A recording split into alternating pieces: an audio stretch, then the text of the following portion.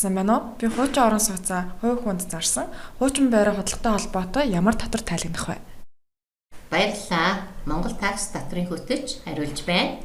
За тэгэхээр иргэн та өөрийн эзэмшлийн хөрөнгийг худалдан борлуулсан харилцаанд оролцжээ. Тэгэхээр хөрөнгөө худалдан борлуулж байгаа үнийн дүн нь 50 сая төгрөгөөс дээш бол нөөц суудахын төлөгч болж нөөцийн татвар ногдуулах уу гэсэн нэг юм эргэлзээтэй асуулт гарч ирнэ.